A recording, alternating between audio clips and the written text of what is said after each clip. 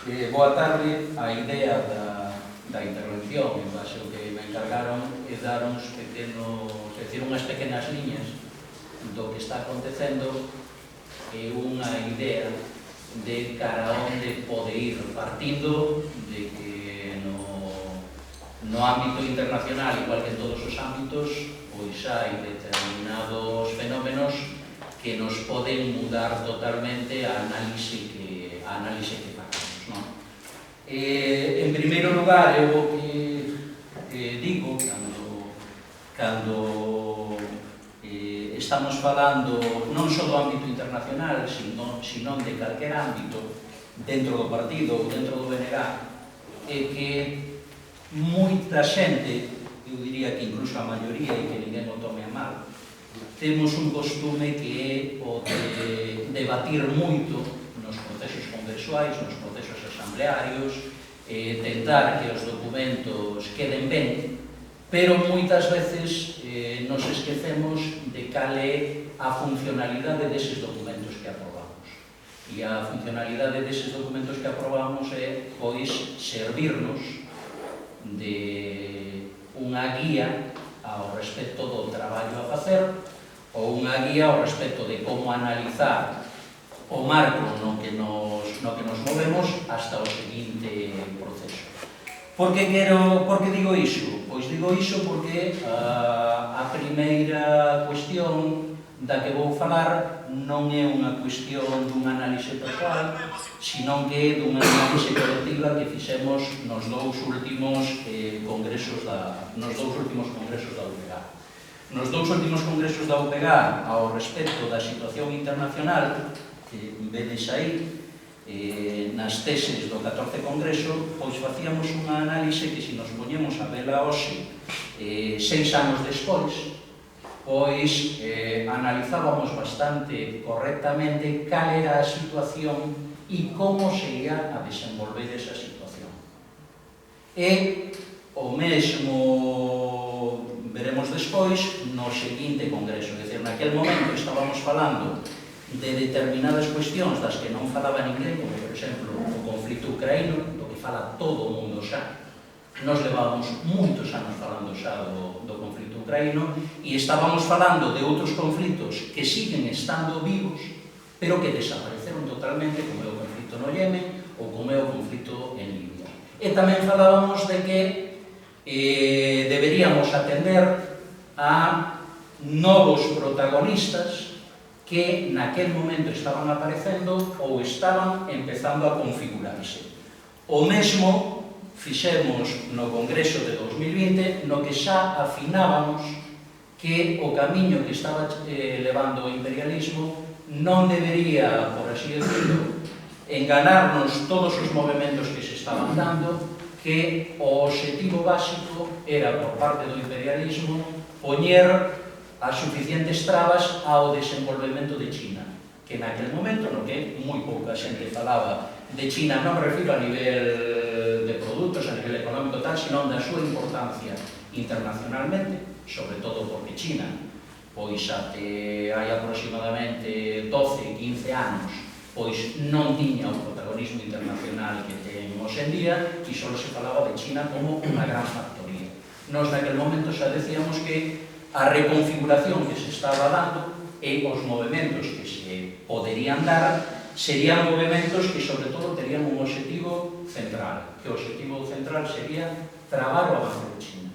É dicir, estábamos nunha situación, que é a situación na que estamos hoxe, na que tivemos dous períodos históricos anteriores que eran totalmente distintos ao que estamos hoxe e que non sabemos, claro está, como vai evoluir. Temos aí determinados datos que estamos vendo, algunhas análises que facíamos inicialmente, ao mellor, se nos modificaron as conclusións as que íamos chegando con todo o que aconteceu a partir do día 24 de febreiro, pero o que é o marco xeral sí que non mudou.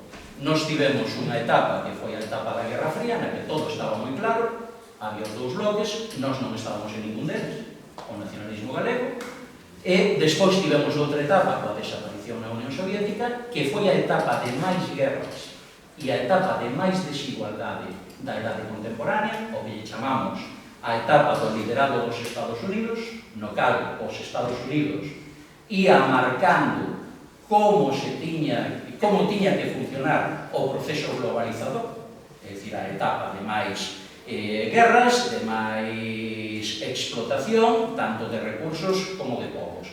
E agora entramos nunha nova etapa, na que, como é lógico, non sabemos como vai rematar, pero sí sabemos que hai moitas perspectivas de que pasemos dese mundo unipolar a un mundo que eu diría multipolar. Por aí hai quen di de tripolar, eu diría multipolar, porque si é certo que neste momento temos dúas potencias, unha potencia en declive, pero eu a palabra declive non quero ser como estas análises que se facían desde o marxismo ortodoxo, o capitalismo está en declive e o capitalismo vai desaparecer xa porque está en declive. É dicir, é certo que os Estados Unidos, dentro do marco internacional, son unha potencia en declive frente a outra potencia que está en ascenso, que é China.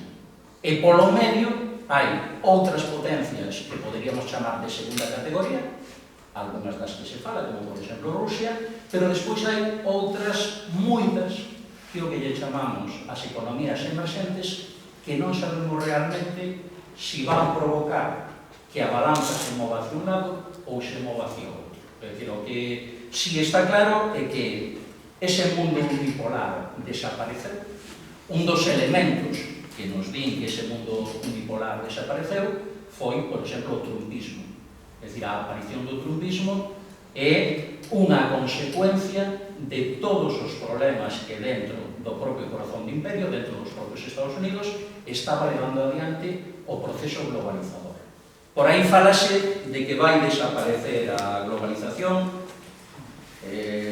Eu non creo que vaya a desaparecer a globalización, pero sí que se vai reorganizar de xeito distinto, porque o que si é certo, e a maioría dos analistas especializados na realidade china así o din, é que o gran beneficiado a medio prazo, non a curto prazo, o gran beneficiado a medio prazo de todo o proceso globalizador foi China, non os Estados Unidos, cando o objetivo que tiñan os Estados Unidos é ser eles os beneficiados ou os únicos beneficiados do proceso globalizador. Que elementos marcan a etapa na que estamos neste momento? A etapa na que estamos neste momento está marcada por varios elementos. Control dunhas materias primas e dunhas fontes de enerxía que neste momento están esgotándose. Aparición no marco internacional dunha nova potencia que é China. Declive da potencia hexemónica desde principios dos anos 90, cando remata a Guerra Fría e a caída da Unión Soviética, e despois o que aconteceu o día 24 de febreiro. E a que me refiro a que aconteceu o día 24 de febreiro? O inicio da guerra de Ucraína? Non. Unha nova fase no conflito no que xa levaba en Ucraína desde o ano 2004. Desde o ano 2004 nós temos por aí analistas do noso país, incluso documentos do nacionalismo, que xa naquele momento falan do que estaba acontecendo no leste e de cal era o camiño que se ia seguir. Un camiño que temos aquí claramente referenciado, pois nestas dúas imaxes. O que abarcaba en Europa a OTAN en 1998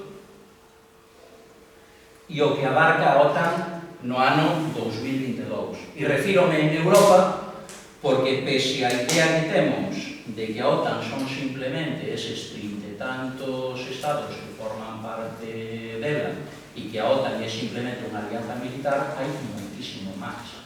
É dicir, temos estados que neste momento son socios estratégicos da OTAN e que non están no Atlántico Norte, o que decía o Tratado de Washington, que a OTAN simplemente tiña como marco de actuación o Atlántico Norte e aqueles territorios que pertencían aos estados membros da OTAN.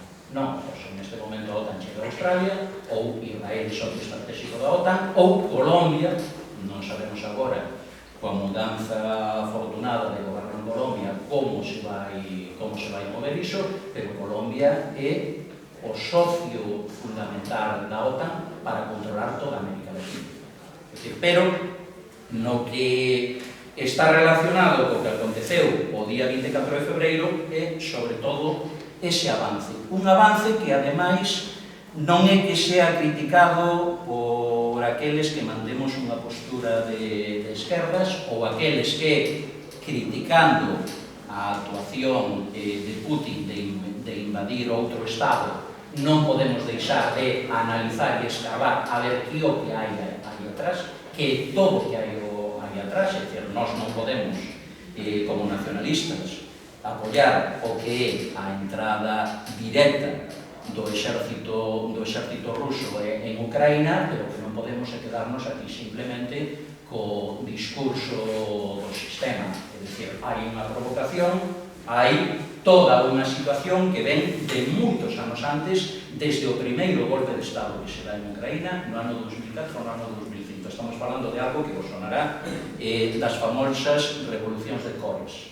É dicir, unha das primeiras que se deu foi en Ucraína. É dicir, cando hai o debate por parte do primeiro ministro ucraíno de si vai ser un socio especial de Rusia naquele momento ou vai ser un socio especial da Unión Europea. No momento en que Occidente considera que non está virando cara a Unión Europea, pois lle montamos unha revolución como vimos noutros estados. Que o que está en xogo neste momento? A visión que temos xeral, retuiteada por os medios de comunicación, por as redes sociais, etc., é que aquí exclusivamente estamos falando de unha cuestión económica.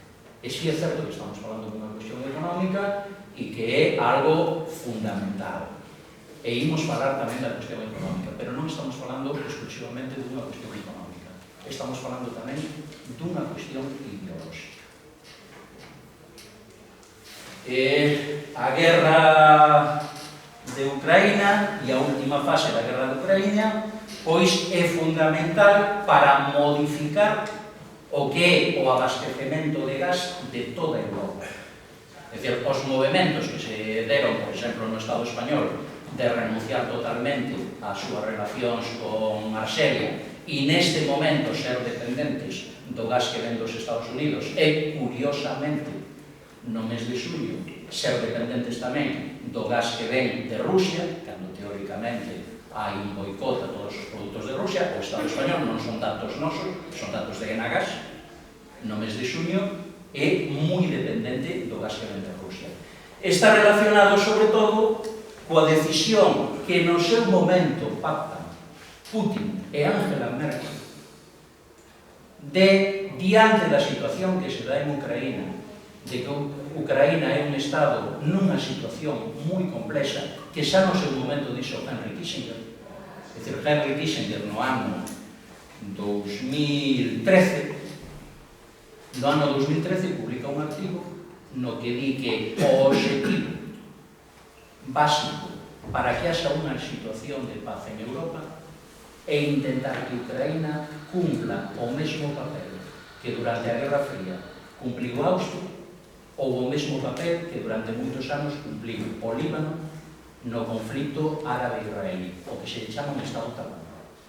É dicir, que Ucraína non debería virar totalmente hacia o lado ruso, nin debería virar totalmente hacia o lado da Unión Europea. E Henry Kissinger naquele momento di que se non hai por parte de Occidente un posicionamento de que a OTAN non siga expandíndose, moi probablemente chegaremos á situación na que estamos hoxe.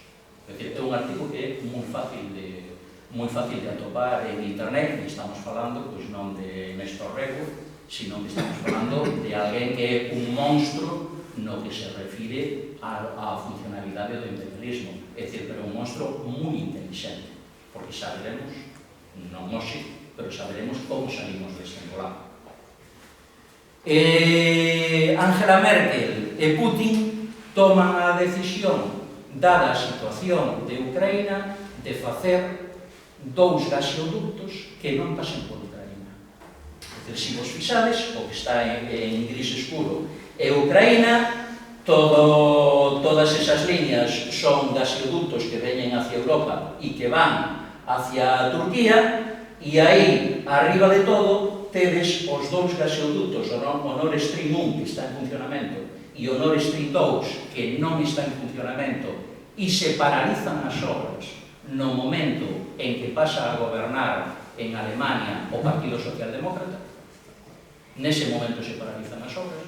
Con Angela Merkel había nese sentido unha visión máis estratégica do papel de Alemania e tiña claro que para garantir a Alemania a presencia do gas tiñan que procurar que as tuberías, que os gasoductos non pasaran por un estado complicado. Non lle servía a Ucraína, pero tampouco lle servía Bielorrusia, porque Bielorrusia é o único aliado que lle queda a Rusia, e se volvedes a memoria a xullo, agosto, setembro de 2020, lembraredes que descubrimos que en Bielorrusia gobernaba un auténtico sátrapa e que se intentou ali facer unha revolución. Non estou defendendo a quen está gobernando en Bielorrusia, pero teñamos en conta tamén como se utiliza a linguaxe. Putin é un sátrapa, o de Bielorrusia é un sátrapa, o de Marrocos non é un sátrapa. Pero incluso Nicolás Maduro, buscades nos medios de comunicación hasta o ano 2019-2020 e atoparedes moitas veces que lle chaman sátrapa. Agora non é un sátrapa, porque o mellor necesitamos botar man de Nicolás Maduro para os nosos intereses. Outro elemento que influe nesa situación é o proxecto máis importante comercial de China, que é o que se lle chama a nova ruta da seda. China, desde hai anos, e o analizábamos aí no noso congreso de 2016, ten unha alianza estratégica con Rusia. China é un estado que define que va en camiño do socialismo con características chinas, eu non me meto. Rusia é un estado capitalista, no que Putin é un capitalista claro, o que pasa que ele considera que dentro do reparto do mundo o capitalismo ruso ten que ter un determinado posicionamento e non ten que ser dependente do IBEX. É dicir, pero estamos falando de dous estados que defenden modelos sociais distintos, pero neste momento teñen unha alianza estratégica. Unha parte desa alianza estratégica é o papel que xoga Rusia nun proxecto que é o que se lle chama a Ruta da Seda, que sae da capital china e chega a Madrid.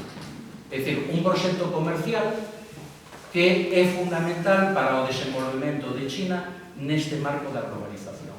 Ese proxecto, a Ruta da Seda, ten, por así decirlo, dúas autopistas, dúas vías. Unha vía é a que vai por terra, a vía principal é a que vai por terra por toda a Rusia, e a outra vía, da que falaremos despois, é a vía marítima, na que cousas que aconteceron no último mes e medio en determinados países de Asia, o mellor nos dan despois unha relación de que teñen que ver coa ruta marítima. Nesa ruta marítima, é dicir, na ruta terrestre, o país fundamental é Rusia. Na ruta marítima, o país fundamental vai ser a India e o porto fundamental vai ser Grecia. Se lembrades, cando está gobernando Siriza, cando, como lle chamaban isto, a Troika, toma decisións de que o goberno grego ten que desfacerse de casi todas as súas propiedades, China merca gran parte dos portos do Pireo. Hoxe vemos, por exemplo, o secretario xeral da OTAN na Cimeira de Madrid, advertíndonos do grave perigo que hai de que China está mercando todo por todas partes. Eu non digo, eu non estou de acordo con que China merque todo por todas partes, porque estamos nunha sociedade capitalista e aos gregos se lles obriga a vender casi todas as súas propiedades, como nos aconteceu aquí a nós coa entrada no mercado común europeo, cando tivemos que privatizar todos os hosteleiros, etc. Bueno, pois China participa no mercado capitalista, analiza a medio prazo, a 15 ou 20 anos, non é unha cuestión de analizarnos a 2 anos, que é un dos problemas máis importantes que hai neste momento en Europa Occidental. E entón, China coloca, pois, un peón fundamental nos portos do mundo. E o último elemento que está en xogo no aspecto económico é este. Estamos falando o que está de color morado, petróleo e gas, o que está de color medio vermello, minerais, materias primas, o que está de verde, biodiversidade, e o que está de azul, auga non salgada. Esas son as reservas que se considera que existen no planeta, e se vos fixades, o centro do mundo está en branco. E se vos poñedes a analizar onde hai conflitos, onde hai situacións complicadas, pois nos atopamos que a maioría das situacións complicadas, a maioría das guerras, a maioría dos conflitos, están relacionados con zonas nos que hai algunha desas 4 riquezas que son estratégicas para o desenvolvemento do mundo tal como entendemos hoxe en día. Eses son os aspectos políticos, os aspectos económicos da situación que temos neste momento. Situación que leva tamén a determinadas contradiccións. A Unión Europea, presionada fundamentalmente por los Estados Unidos, decide o 7 de marzo, se non me equivoco, tomar medidas de boicot contra Rusia. Medidas que van a un nivel de boicot a empresas, a desaparición de Rusia de muchísimas empresas, boicot a personas, expropiación de propiedades de personas en Occidente, algo increíble que en sociedades capitalistas, pois aquí nos dediquemos a expropiar pois a oligarcas rusos, non expropiamos a millonarios occidentais, pero si a oligarcas rusos, aí tamén a utilización das palabras pois non está feita de casualidade, pero resulta que vivimos nun mundo no que hai determinados estados que simplemente son os tontos útiles dos Estados Unidos, e me estou referindo basicamente á Unión Europea, e hai outros estados que pensan por si mesmo. Ou, que para min é a conclusión do momento que estamos a vivir neste hoxe, hai estados que exercen a súa soberanía. Hai estados que planifican en función dos seus intereses de futuro. Este non é un mapa feito por min, é un mapa collendo os datos que vamos vendo nos medios de comunicación e en documentos da Unión Europea. Está un pouco atrasado, do mes de maio, pero os que están en amarelo son os estados que impuxeron sancións a Rusia. Se vos fixades, Israel non está en amarelo, a India non está en amarelo, Pakistán non está en amarelo, Brasil non está en amarelo, Colombia, mes de maio, non gobernaba en Colombia, non está en amarelo, e casi todos os estados, menos Austria, Nova Zelanda, Xapón e Corea do Sur, que non son Estados Unidos e Unión Europea, siguen mantendo relacións comerciais con Rusia, dun tipo ou do outro tipo.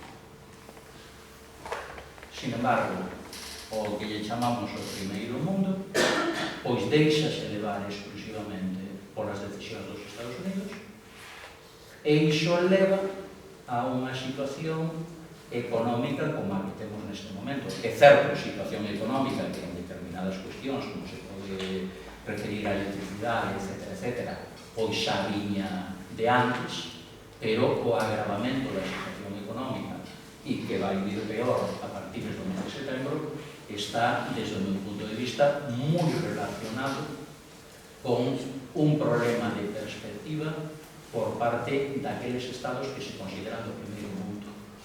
Neste momento temos, por exemplo, unha carambola, por así decirlo, de que no mes de xullo o Estado que máis petróleo lle mercaba a Rusia era a India, que o refinaba e despois o vendía a outros estados. Entre eles, estados que decidiron boicotear o petróleo ruso. Rusia vendía a India a un precio máis barato porque ter menos mercado ten que sacar o petróleo. India refinaba ese petróleo ou refina ese petróleo e o vende a un precio máis caro a outros estados que lle podían ter mercado a Rusia a un precio máis barato. E o máis chamativo é o da India, pero temos outros moitos estados. Falábamos de economía, pero eu creo que non nos podemos quedar exclusivamente na economía. Temos que falar de outro elemento que hai quen di que a economía move todo. Pode ser, o falábamos esta mañá no Mato da Humedad, pode ser que a economía movera exclusivamente todo hai 60 ou 70 anos, pero se sabemos que hai determinados elementos que poden incluso afectar en modificacións da economía. E o que me estou referindo é a ideoloxía.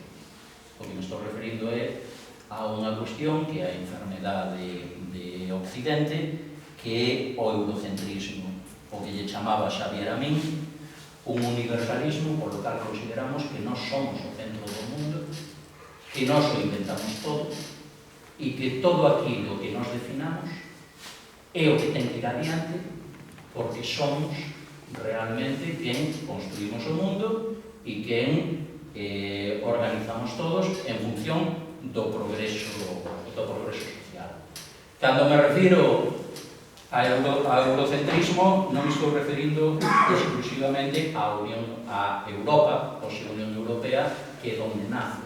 É dicir, incluso o feito de que os Estados Unidos, inicialmente, Primeira República, Primeira Democracia, bueno, despois da que se dá en Inglaterra, Primeira Democracia, etc., asume moitos dos principios eurocéntricos, o feito de que introduzamos iso no noso xeito de vivir, pois, ao mesmo tempo, o consideramos un avance, porque estamos introducindo determinados elementos da cultura norteamericana, que é a cultura que marca o mundo. Co cal, estamos entendendo nese pensamento eurocéntrico que ten un plus. O eurocentrismo de sempre, é dicir, os chinos xa tiñan imprenta, pero a imprenta inventamos nós. Mais a suma de que neste momento estamos engadíndolle elementos da primeira potencia do mundo. O cal ten un plus, é dicir, o eurocentrismo, incluíndolle todos os elementos norteamericanos, o estamos multiplicando por moitos. Nos vemos o mundo así. Somos o centro do mundo e temos determinados elementos que o que se chama os centros contrahexemónicos, é dicir, a teoría clásica centro-periferia, é dicir, que poden cumplir determinadas funcións, pero sempre partindo do que definamos nós. Claro, pero non somos 1.000 millóns de persoas, pero o mundo tamén se pode ver así. Nos nunca vemos un mapa así. Nos sempre vemos un mapa no que Europa occidental, non toda Europa, está no centro do mundo. A ver, nós como nacionalistas está claro que temos que ter un mapa no que o centro sexa Galicia. Pero nós, cando estamos falando do mundo, cometemos un erro si pasamos a considerar que as relacións internacionais parten de que somos o centro do mundo. As relacións internacionais son intereses. A prova de que son intereses é que Rusia, Estado capitalista, China, Estado que camiña cara ao socialismo, neste momento son aliados estratégicos. Pero temos outros aliados estratégicos. China foi aliada estratégica no seu momento dos Estados Unidos cando estaba enfrentado con Rusia. Hoxe, os Estados Unidos consideran que o mapa hai que verlo así. Pero, sin embargo, iso non nos lo din os europeos. E como eles consideran que o mapa hai que verlo así, están tomando neste momento as medidas necesarias para que Europa estea cada vez máis agarrada. Medidas nas que está colaborando a Unión Europea. É dicir, até agora había basicamente dous estados que tiñan unha política, separo aí o Reino Unido, porque é un caso distinto, pero dous estados que tiñan unha política, chamémoslle, autónoma dentro do que é a Unión Europea, Alemania e Francia, e un estado que xa desde De Gaulle tiña unha política autónoma no que se refire a Europa.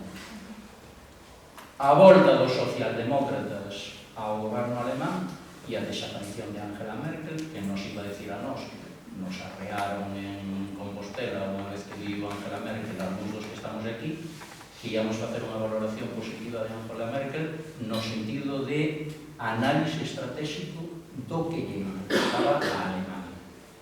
E no caso de Francia, Macron, pois, parece que non despega, por así decirlo. Pero xa temos documentos dos anos 80 dos Estados Unidos ou documentos do Exército Español. Hai unha entidade do Exército Español pouco coñecida, pero que é un maná, o Instituto Español de Estudos Estratégicos, buscades en Google, e tedes aí documentos de generales, de coroneles, de moitos mandos do Exército Español que están dando unha visión de cara a onde está camiñando o mundo moi semellante a que podemos dar nós. É dizer, por qué? Porque é xente que analiza a realidade internacional e chega a conclusións ao respecto dos camiños que se poden seguir. Cal é o problema? Despois, cando que está gobernando xente do Partido Socialista que realmente non teñen perspectiva ninguna, e, por exemplo, vemos na cuestión de Arxelia neste momento, pois non é un caso, pero que a entidade esta do Ministerio de Defensa, o Instituto Español de Estudos Estratégicos, pois xa anunciaba no ano 2012 que a guerra de Ucraína iba a ser máis ou menos como está xendo e que iba a haber un interés por parte dos Estados Unidos para mantela no tempo. Porque canto máis se manteña no tempo, pois máis agarrados vamos a estar nós aos intereses dos Estados Unidos, tanto económicamente como políticamente.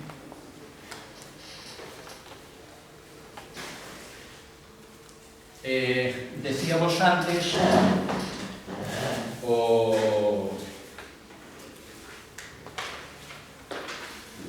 a parte do mar da Ruta da Seda. Isto é o que a administración norteamericana considera que é cara donde virou no último decenio o que lle podemos chamar o eixo das relacións internacionais, comerciais, económicas e agora políticas. Aquí temos en vermello o que son os distintos portos, os distintos enclaves comerciais de China. Estas estrelas blancas son bases militares dos Estados Unidos. E isto así, estes círculos con un azul no medio, son intentos de India de meterse por o medio, de buscar o seu lugar. É dicir, India, da que casi non se fala, vos pensade a magnitude que ten poboacionalmente e a importancia que ten neste momento en tecnoloxía,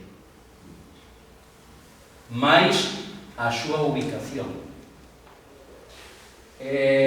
No mes de abril, casi ninguén nos enteramos de que se chimparon con un destes golpes de estados modernos que até agora se facían solo en América Latina ao primeiro ministro paquistaní.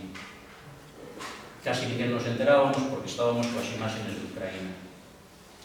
O primeiro ministro paquistaní estaba nun proceso de acercarse a Rusia. Pakistán, históricamente, ten un problema coa India. Estaba nun proceso de acercarse a Rusia.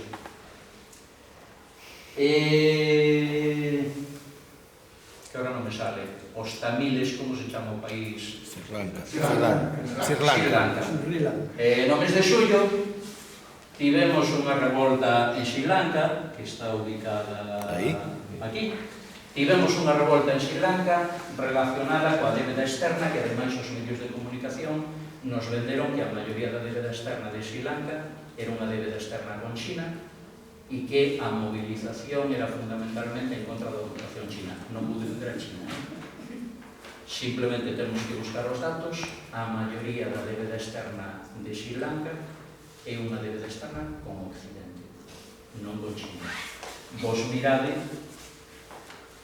o que hai en Sri Lanka. Se ti colocas unha situación de inestabilidade en Sri Lanka, igual que se colocas unha situación de inestabilidade en Rusia, a quen lle vai afectar? Ben. Pero temos outros elementos tamén. Este pode parecer política ficción, pero xa veremos. A principios do mes de xullo foi asesinado en Xapón o antigo primeiro ministro, un tipo reaccionario que negaba todo o que fixo Xapón durante a Segunda Guerra Mundial, etc., pero que o que non se nos di é que durante o tempo seguía sendo a persoa de máis prestixio político de Xapón. O que non se nos di é que durante todo o tempo que estivo gobernando e agora tamén o intentaba intermediando no seu partido, estaba tratando de mellorar as relacións con China e con Rusia. E quédanos outro. Nancy Pelosi estivo en Taiwán a semana pasada e provocou unha situación de división en Taiwán que levou a algo que non era coñecido de China. Todas esas maniobras militares que estivo facendo China hasta aí 2 días que penso que remataron. Son casualidades todas esas? Pode ser casualidade ou pode non ser casualidade, pero é que aquí, e é o único que vou ler, e sobre todo aquí, no Estreito de Malaca, pasan o 80% do petróleo chino, do petróleo que necesita China, o 60% do petróleo de Xapón, o 45% das exportacións japonesas e o 95% das exportacións vietnamitas. Se nós provocamos unha situación de inestabilidade en toda esa zona, quen vai ser o afectado? China, que tamén está afectada pola situación de inestabilidade que hai en Rusia, de que non pode rematar a autopista terrestre da Ruta da Seda. Se nós estamos falando de que a globalización vai mudar, en que sentido vai mudar? Os Estados Unidos neste momento precisa producir, porque ten un problema social grandísimo debido a como levaron adiante todo o proceso globalizador. Entón, necesitan mudar o funcionamento da globalización. China se atopa no que, por primeira vez, até agora había declaracións, pero por primeira vez xa está habendo movimentos agresivos para o que China considera cuestións de soberanía propia. O tema de Taiwán, por exemplo, o tema de que apareza xa por primeira vez China nun documento da OTAN, na declaración da OTAN que foi aprobada en Madrid a finais do mes de xuño, por primeira vez xa aparece China como desafío, aparece como enemigo Rusia, pero aparece xa como desafío China. Entón, todo iso vai levar a que teña que haber un cambio ao respecto da política que facía China até o de agora, que facía unha política, por así decirlo, de todo para adiante. China chegaba a África, e diso nos podía falar Moncho Juan bastante mellor que a mí, ocupaba África con centos de miles de chinos e explotaba determinadas riquezas de África. Unha cuestión semellante, pero non levando ese centos de miles de chinos da presencia de China en América Latina. Pero China neste momento iso xa non o vai poder facer. China vai ter que, en palabras de Xulio Ríos, o que gran parte de quien estamos aquí coñecemos, ir escollendo os seus socios. E China xa ten definido o que lle chama a teoría dos tres círculos, en función dos intereses de quen a vai fornecer de materias primas, sobre todo Rusia neste momento, que van ser socios preferentes pola súa importancia estratégica, todo o que estamos aí, e que van ser outros socios a maiores. Perspectiva de futuro con esta situación que acabo de poñer aquí. A ver, hai un dos datos que eu din que o millor me pasei, que é o de Xapón, pero sabemos. É dicir, o resto está claro todo e están todos demostrados que todos esos movimentos que se estiveron facendo foi sobre todo para crear unha situación de inestabilidade en donde está neste momento o centro do mundo. Perspectiva de futuro. A ver, é indiscutible que, sobre todo para que estamos aquí, as circunstancias van a empeorar. Por qué? Por lei divina? Non. Por lo que vimos na imaxe hoy. Aquí hai estados, incluso os estados mellores socios dos Estados Unidos, como pode ser Israel, ou socios importantes dos Estados Unidos, como pode ser a India, que se moven en función dos seus intereses. É dicir, que exercen a súa soberanía. No caso de que formamos parte da Unión Europea, aquí a cuestión se vai empeorar. Por que se vai empeorar? Porque nos últimos meses hubo xa cambios importantes na nosa dependencia enerxética. É dicir, con isto non estou dicindo que non sexa lógico que a Alemania intente non ser totalmente dependente de Rusia e trate de coller varios mercados, como calquera que ten un comercio. Tes varios fornecedores, porque se hai unha crise non, pode xogar noutros. Pero o problema é que nós o que estamos facendo aquí, sobre todo determinados estados, é eliminando o posicionamento estratégico ou eliminando unha dependencia, posicionamento estratégico no caso do Estado español cara ao Magreb, ou eliminando unha dependencia que tiñas, que no caso de Alemania, para saltar cara a outra dependencia. Outra dependencia que neste momento é moito máis cara, no caso do gas, e que saberemos se non vai encarecer ainda máis. Outra cuestión que está no aire. Que vai pasar en Rusia? Realmente non sabemos o que está acontecendo en Rusia, pero o que está claro é que Rusia non está indo ao pique como nos decían no principio.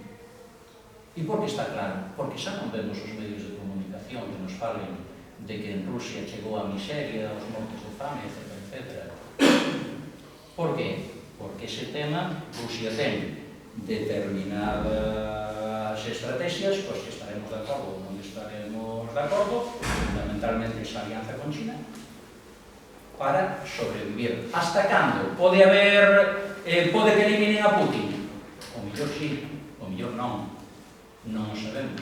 Pero o que está claro é que iso de que Rusia iba a cair en 3-4 meses, xa levamos 6 meses aí, e Rusia non caiu, nin hai posibilidades de que caiga. Si hai moitas posibilidades, ou diría, xa caímos outros nunha crise peor que a crise do 2020. E se non verémoslo, agora a partir do outono. Por que van a empeorar esas condicións? Pois, basicamente, por dous elementos. O investimento en armamento, o investimento en todos eses gastos que está habendo provocados pola guerra e pola nosa actuación na guerra, e despois por outro tema. Ese mantra da seguridade. Seguridade significa reivindicacións laborales, reivindicacións sociais, etc. Vai haber unha regresión nelas. Por que? Porque a sociedade neste momento, que sigue certo, e creo que todo o mundo somos conscientes, a sociedade neste momento está sendo moito máis reaccionaria do que era antes do mes de febreiro. Está sendo moito máis reaccionario.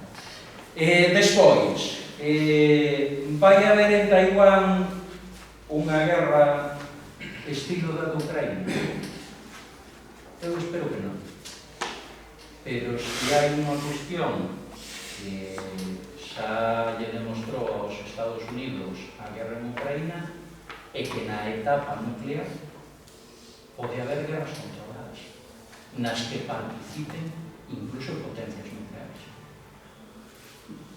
Hai analistas que din que sí, que moi probablemente teñamos unha guerra en Taiwán. Eu aí non me atrevo a decirlo, pero neste momento xa non podemos darlo por imposible. E para rematar, diante de todo isto, que está moi bonito, a mí me sirve pois para ler, dar charlas, etc., o nacionalismo galego, que perspectiva de futuro temos, porque todo isto, se non nos sirve para actuar, pois queda moi bonito, que nos gustan estes temas, pero nada. Eu creo que isto nos abre un marco importante se actuamos e se reflexionamos sobre o que temos por dentro.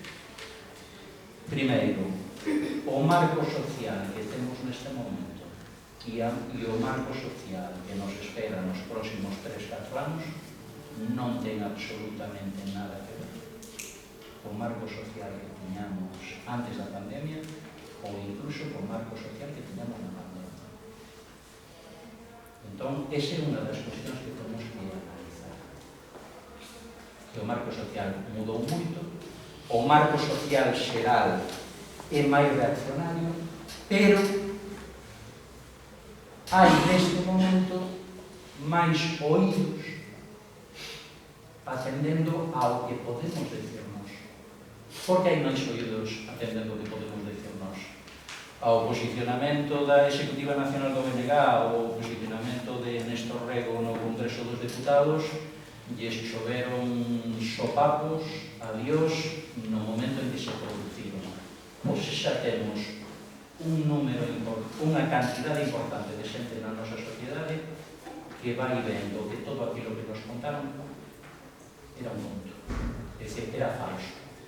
É dicir, nos mantivemos aquí unha bandeira nunhas circunstancias moi complexas, non dicindo que Putin era de los nuestros, pero tampouco dicindo que a culpa do que acontecía no mundo desde a subida da electricidade hasta calquera cousa era culpa de Putin. E mantivemos esa bandeira levantada nunhas circunstancias moi difíciles. Hai xente neste momento, non moita, pero máis da que había no mes de marzo, no mes de abril, no mes de maio, que ten maior receptividade cara ao que digamos nós. E que o que entendo eu que debemos decir nós?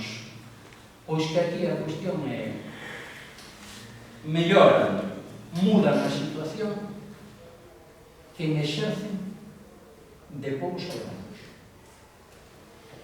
É dicir, nós podemos poñer o exemplo de estados que son totalmente capitalistas, proamericanos, etc., que primeiro o que están vendo é o seu interés e non os intereses que definan a Unión Europea ou os intereses que definan os Estados Unidos.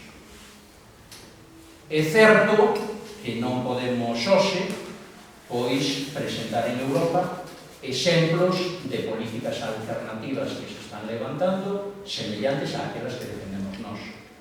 Podemos presentarlas en América Latina e iso é un problema. É un problema relacionado con ese eurocentrismo, é dicir, ese complexo de superioridade. E despois que América Latina é un mundo e Europa é outro. E nos vivimos en Europa. Na esquina de Europa non vivimos en Europa. Pero nós, ese discurso de poder exercer como povos soberanos, soberanía enerxética, soberanía alimentaria que ven agora, e soberanía política, é dicir, si temos moito marco para andar por aí. E despois hai outros dous elementos. Non podemos ter medo a liderar a movilización social. A partir do outono vai haber moita movilización social. E ese oco o vai ocupar a comunidade. Ou ocupamos nós, sexa o movimento sindical, sexa o movimento estudantil, sexa o que sexa, ou nun momento de crise como este, pode haber outros sexa de extrema dereita ou sexa de españolismo, que ocupen ese espazo. E despois, para rematar, entramos nun novo ciclo electoral, que é un ciclo electoral que para o nacionalismo ten moitas posibilidades, pero no que tamén temos que ter unha lectura dese ciclo electoral en base ás circunstancias deste momento, non en base ás circunstancias de animando. Que quero decir? Neste momento, a maioría da poboación está pasando mal. Nos, a hora de dirixirnos a maioría da poboación con propostas para mellorar as súas condicións de vida, temos que analizar moito que esas propostas vamos a ter, se se dera o caso de gobernar en máis concellos dos que estamos gobernando, de chegar a gobernar na Xunta de Galiza, temos que ser conscientes de que esas propostas vamos a ter que defenderlas na rúa moito máis que no seu momento, porque as circunstancias son moito peores, e que a xente mudou a súa mentalidade no sentido de o que me prometeches tes que cumplir. É dicir, no sentido de non ser conscientes de que as loitas se van gañando día a día.